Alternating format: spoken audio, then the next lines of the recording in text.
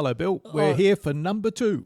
Yeah, number 2 today. This is our second podcast today, and the previous one was with the CEO of SCADA, Tony Costa. which is an environmental business, and Tony was one of the vice principals and housemasters at Christian College for 19 years. It was a good chat, wasn't And he had a major sea change, and here he is now running a large environmental company, which it was an excellent interview. It was. So, Yeah. number 2 on the list, and not necessarily in priority order, but who's our guest? Well, today it's taken us a while to catch up with our guest today, and it's Harvey Martin. I've known Harvey for quite a few years, and Harvey, today we're interviewing Harvey in his capacity as a chair of 2 Vistage groups, and some of you might remember the previous name, which was the Executive Connection. And they're monthly forums of groups of CEOs that have been going for quite a while, and there's a good number of them in Australia, but Harvey will fill us in on that. So welcome, Harvey. Good to talk to you again. Thank you, Bill. Good to be with you. Good. So, Harvey, question number 1. Where did you go to primary school? I went to Box Hill State School for a couple of years until my parents built a house out on the edge of Box Hill, and I ended up at Blackburn North, which no longer exists. But Well, that would have been nearly country in those days, wouldn't it? Countryside? was.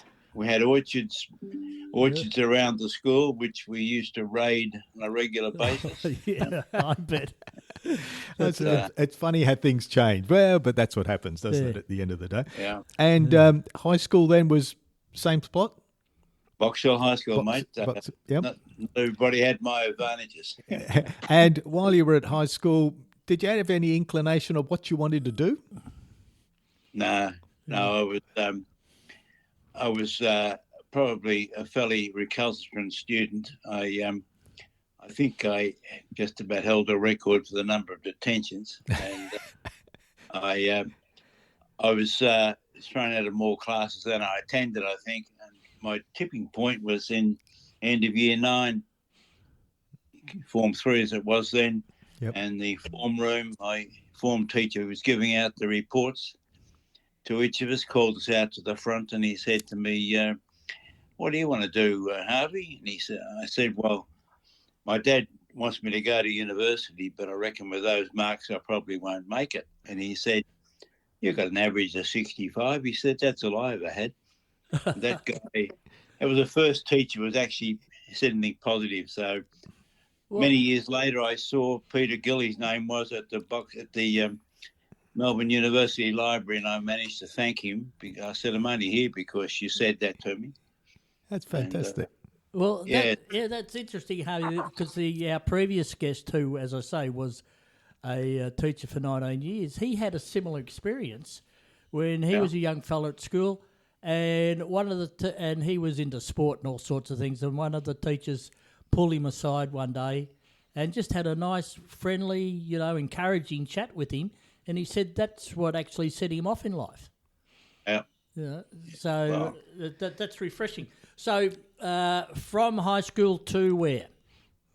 Well, I got into Melbourne University, but it was on a teaching studentship because in my day you had to be really smart and get a Commonwealth scholarship, or very wealthy and be able to pay for it, or very stupid and go in for a studentship with the education department, which it was a blessing in disguise in the sense that I had some income, small it was, through uni. But, of course, I crashed out miserably in the first year at uni. I was too tempted by all the delights of being free and so on. And you discovered the opposite sex, probably. That I also discovered I had my first beer in Norton's pub across in... I've had a few beers in there. Yeah. I was midway through that first year, and I'd failed an exam, and a couple of the guys said they're going to the pub, and I thought I'd go with them, and I ended up having 11 gin squashes, I think, and I was we've been downhill ever since. But no, it was a lot of fun. But you ended up with a commerce degree, though, didn't you?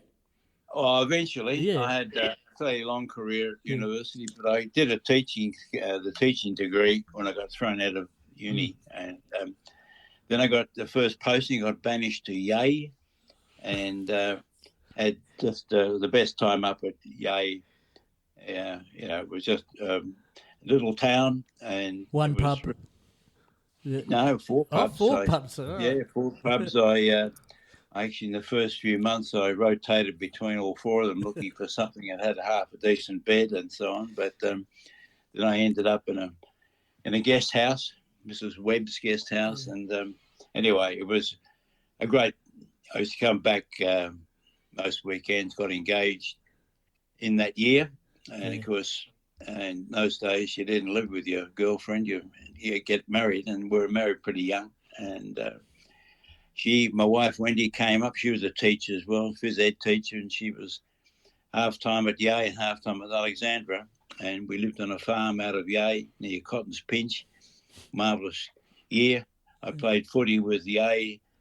We had Gavin McCarthy, the coach. He was a phys ed teacher himself. Bernie McCarthy's younger brother. Yeah. Yep. Bernie played with North. And Yea won the premiership. I think it's the only one they won that year. Not because I was there. We had 2 or 3 teachers and stock and station agents. We were just the fittest team in the comp. And we had so much fun. But I know we had 4 pubs because every hotel donated beer to the celebrations. Well, my colleague here, Mark, he actually did a teaching degree, and you didn't last long, did you? Well, no, I did. I probably the same as Harvey. I went to Sydney Uni, and my kids keep saying to me, "You boomers did it easy," because I too got a scholarship and got paid to go to uni. It was great, but I finished the degree and they're nah, teaching's not for me, and headed off into retail. So, so Harvey, what tipped you back into Melbourne Uni? Well, when I was teaching, the one guy I taught with up there in Yea. He kept saying to me, "You're not going to get anywhere unless you get the magic B after your name." Yeah. Bachelor degree. So I did a correspondence subject to prove that had mended my ways, and I got back into uni into Melbourne University, and I got a posting down from Yea to Auburn Central School then, which enabled me to, because I was running the year 7 and 8 they had at the Central School, and I was able to adjust to timetable. So I used to nick in during school hours to attend some lectures, and I managed to get through a full degree in 4 years part-time. So, that was a great effort. So you're teaching all the way through? Yes, I taught for, I think I did my time, 5 years, but one morning I went down to the headmaster's office there, and he was had the sun casting across the back of him, and he had this halo effect, and he was counting 20-cent pieces, or 2 bobs as they were, the swimming money, and I looked at it and I thought, if that's the pinnacle of my career, I don't think I want to be here. So I ended up going into leaving teaching and going to the commercial world, and sort of went on from there. But so what was your first commercial role then? Well, there was a year as a graduate trainee with a mob called Dun and Bradstreet. Yep. I found every time I went to a party and they said, "Where do you work?" I said, "Dun and Bradstreet." Everyone went, "Oh, okay," and turned around and walked off. That's like saying you're from the ATO. That's right. Exactly. So anyway, I was the best man for my best mate that year, and a guy came up to me after the speeches and he said, "That was the best man speech I've ever heard. Do you want a job?" And I was a bit flabbergasted. I mean, I was actually in the process of renovating my 3rd house, I think, in Albert Park down the Ubill. Yeah. And that's the one I should have kept in Kerford Road there, 149. I can guarantee you should have kept it. Anyway, so that was a company called Jarvis Walker. Ah, okay. But, the guy who spoke to me was the managing director, and he gave me a job as a marketing manager. It's a long story, all the process. But anyway, but then he died about 4 months into my time with them, and the board said to me, "Well, you've got a university degree. Can you run the company?" And of course, I was about 27, I think, and you're bulletproof, then, aren't you? And I said, "Of course I could." So I took on the managing director role at a very young age, and I was the youngest bloke in the company of about 85 employees at the time, I think, and I had the most rapid and frightening induction into being the leader of an organisation. Anyhow. Well, Harvey, that's really interesting. Do you recall a conference that Tech had in California that we went to, and then one of the guest speakers was Susan Jeffers? Do you recall that? No, Susan Jeffers. Yeah. Susan Scott. No. She wrote a book called Feel the Fear, but Do It Anyway. Oh, okay. Right, so that's obviously what happened to you. Right. Yeah, well, what it does, it's in my later life as a chair for Vistage, my biggest qualification for the role is all the mistakes I made. Yeah, absolutely. And so I was with them for about 18 years, and we grew that business into quite a significant corporate animal, if you like, from a small partnership of three families to, I still think they're probably the major brand in Australia. Yeah, well-respected brand. Well-respected brand, Harvey. Yeah, been around for quite a long time. There was actually a guy called Jarvis Walker who he was a bit of a lad, and he died in Tahiti on a holiday there in the arms of Wahine or something. The rumor was, and he established something quite remarkable in that company. We had third generation or three generations of employees, just a marvelous old business. But we had to grow that pretty quickly to survive in the marketplace because they changed all the tariffs, and I had to set up a factory in Taiwan and eventually another one in Penang offshore to be able to compete. Yep. And that was one of the toughest decisions and moments in my life, and letting a lot of good people go. But so that was the sort of cornerstone of my CEO experience. Yeah, tariffs are an interesting word these days, isn't it? Really. Yeah. But it was also that era where we gave away all the manufacturing, and we're still paying for it. Yep, absolutely. I had to go to Canberra, be the trail there to try and get. The crazy thing was, they dropped all the tariffs on completed fishing rods and fishing tackle, but they kept the tariffs up on all the components and materials. It was just the biggest joke. You couldn't possibly manufacture here because you're penalised by doing so. Yeah. But anyway, that was in the 80s or late 70s rather, the Gough Whitlam days. Yeah. What took you away from Jarvis Walker then? What was the change there?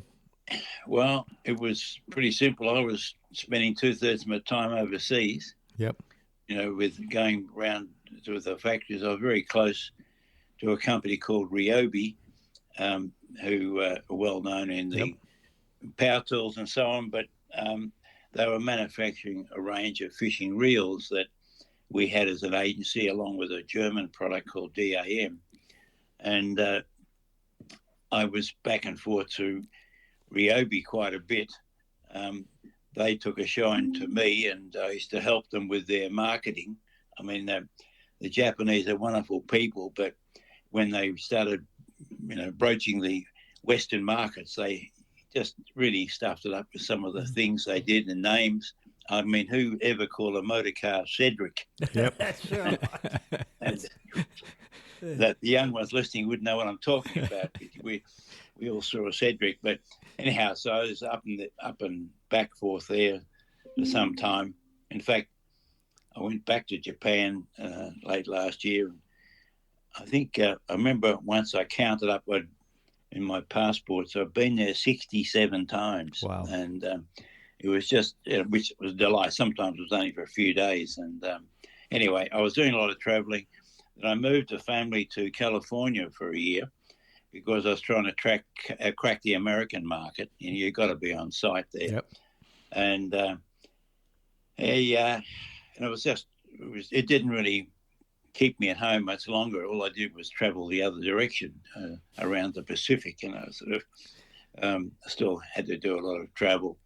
But my family were happy because they had won this 12-month like a holiday in California. The boys were about 10 and 8, and my daughter was just turned 3 over there. Yep. So they had a ball. But it really, I had a promotion all lined up in California to launch the brand. We had Men at Work over there. They were hot at the time because that was when we won the America's Cup.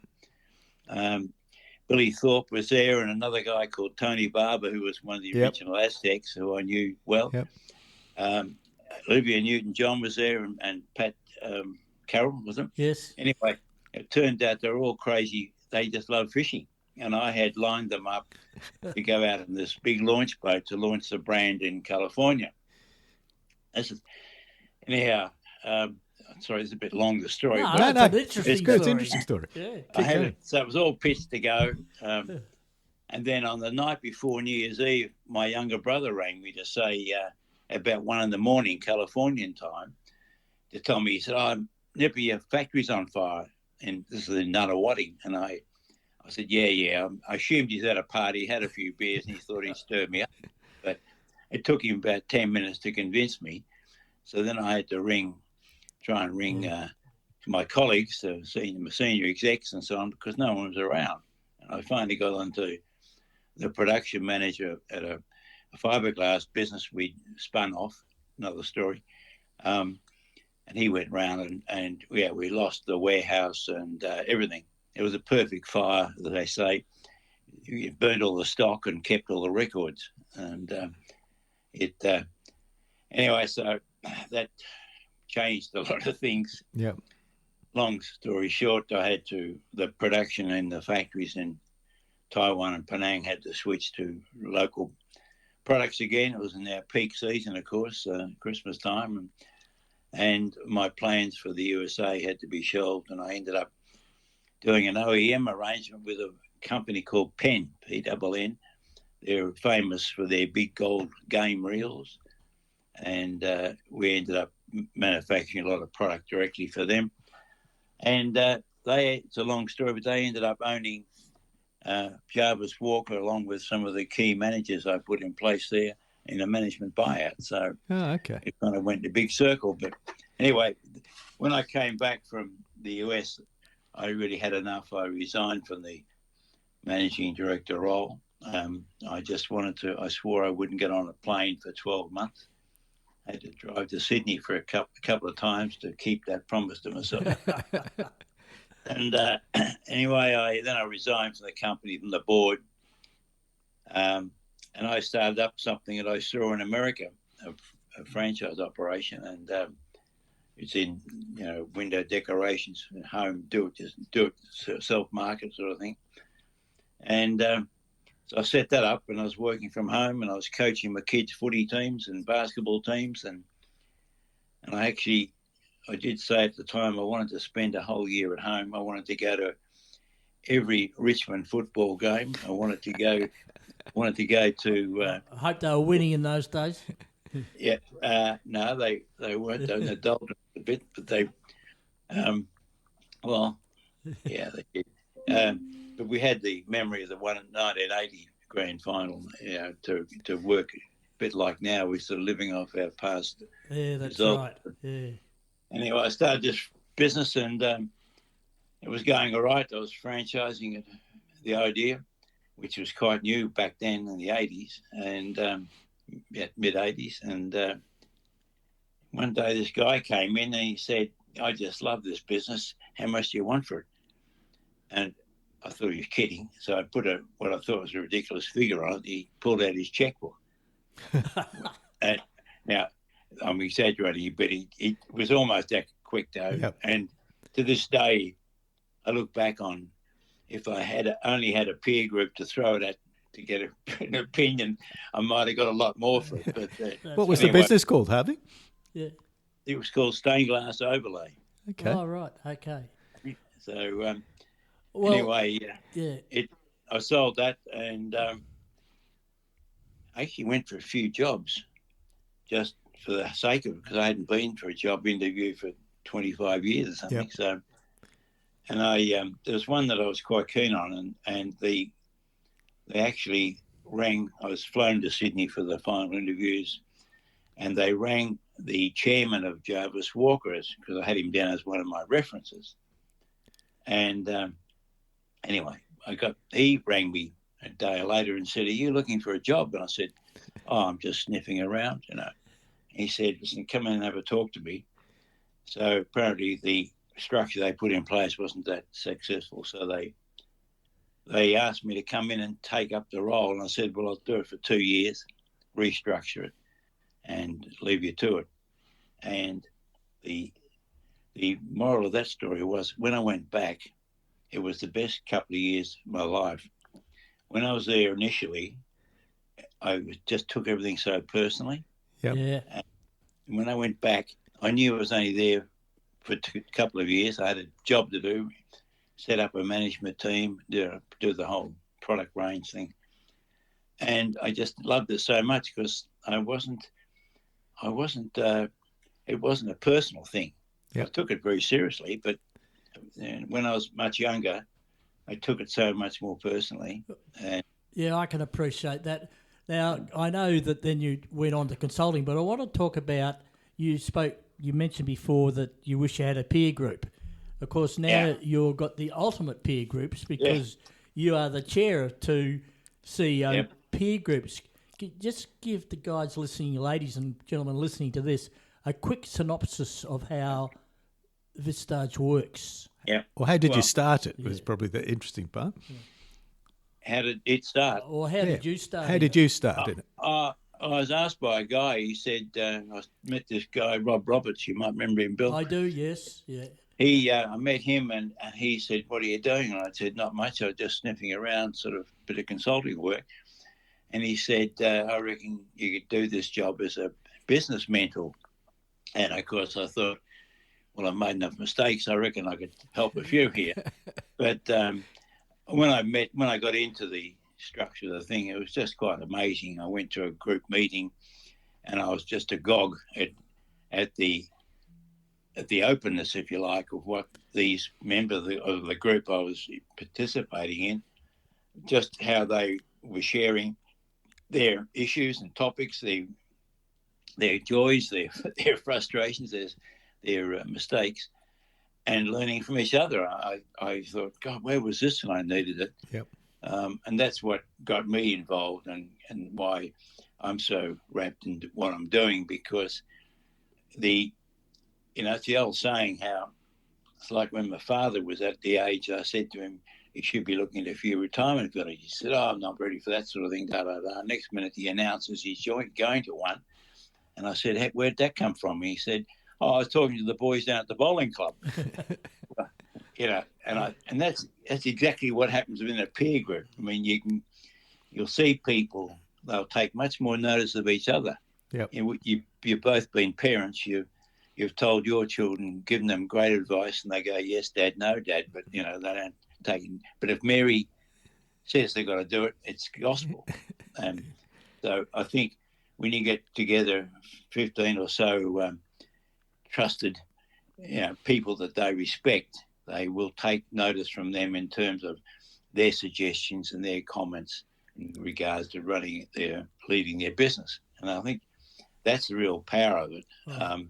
It's not in me being the chair, but it's that.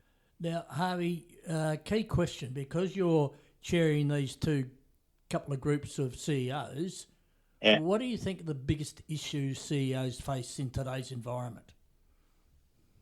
Well, in today's environment, the uncertainty that's being created offshore and even within the marketplace. But, that's for the majority. I mean, most of the companies I deal with are a medium-sized sort of usually private-owned, family-owned sort of thing. They live in a bit of a cocoon, I think, for the economic situation until it impacts on them, But I think the key issue is always going to be getting the right people. But then for the actual leader, the biggest issue is them empowering those people, letting go, particularly a business that someone started up or the family started. You can't be a leader of the organisation and be doing the work. You've got to be enabling those that you have brought into the organisation to do the work. The real success of those leaders that build a team and get out of the way. Yep. But, and it takes the isolation out of it too, doesn't it? Oh, absolutely. Yeah. But, I've got most of my CEOs, I've got them, at least only working 3 or 4 days a week. And it's there very much as a mentor role themselves. So you're running 2 groups, Harvey? Yes. Well, one of them's, they're not both CEO groups. There's one of CEOs, Yep. business owners and leaders. The other one is what I call key execs. They're key executives. They're sales manager, production manager, finance people and so on. Potential CEOs? Is that the... Yeah. The ones that they see as the potential to step up. Yep. And I've had 3 or 4 guys and 1 girl in the key group, as we call it, who now are CEOs. Fantastic. It's on that way. So, and that's great because we get to help them become better leaders at an early age rather than trying to, teach an old dog new tricks. Yep. Right. Yep. Harvey, how many groups are there in Australia at the moment? At the moment, about 60. So 60. And that would equate to how many members? I don't know. Well, if there's 12 to 15 in each group, I guess. Yeah, it's probably about 1,200, something like that. It's a large good concept. mentoring program or CEO program, whatever you want to call it. But Yeah, it certainly is obviously working and has worked for a number of years. And I guess the issue is that if somebody's interested in talking to somebody at Vistage, what's the best avenue for them to make that inquiry? Well, the simplest thing, instead of writing these down, is just go online to vistage.com.au and better still, give me a call and I can direct them in the right place. There is a woman down there, down your way, who was looking at building a group. Wood, what's her name? Anyway, I must tell you. Anyway, send me the details. Yeah, because I will. also, if anyone listening to this wants to find out how to contact, people listening to this, contact me and I'll put them onto you. Yeah, good on you. Yeah. And when we put this podcast up, we normally promote it through. Well, we always promote it through LinkedIn, so we can always put that connection in LinkedIn as part of the blurb about have a listen to this. So we can do that for you, Harvey, and that'll help. Great. Happy to talk to anyone because it's a big step for a lot because they've got to commit to learning. That's the thing. People often say to me, "What's the qualification for it?" And there's only one, and that is that they still want to learn. Yeah. Unfortunately, some get to the top and they think they can stop learning. Yeah. In actual fact, they've got to keep learning and very quickly. And it's very important because Bill and I are in an informal group that meets every month on a Friday for breakfast, and it's about 12 of us. On one Friday a month. One Friday a month, and we've been going for 13 years. Wow. And it's just a loose group.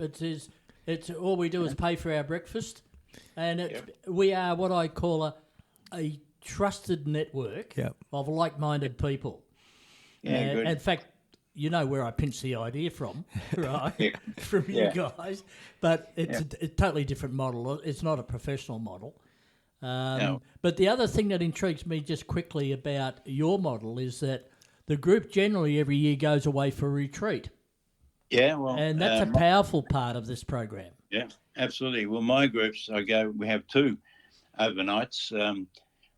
First one is in early February because we don't meet January, and that's to share their personal goals, personal stuff.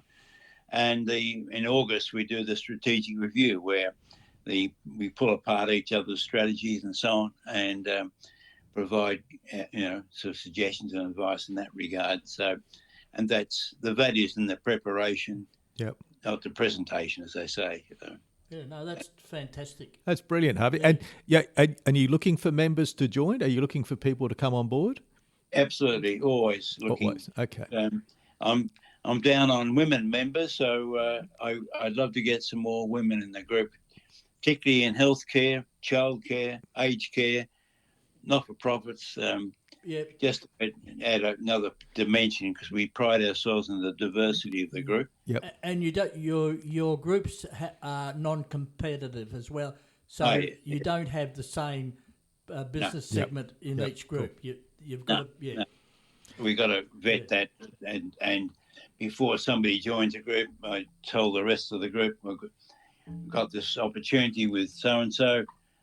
Does anybody have any clash and so on, a problem? And that way you can identify. Most of the time I can tell if it's going to be a clash or not. But I had one member that said, I happen to know that guy's wife is the PA to my biggest competitor. I said, geez, that's a bit of a long bow. And he said, well, fair enough. I mean, every member in the group is entitled to feel that's your vetting process. That's what it is. Yeah, it's trust. Yep. It's about the trust in the group, isn't it? Yep. So, Harvey, that's fantastic. It was a great pleasure to meet you and hear your story. A really good story, actually.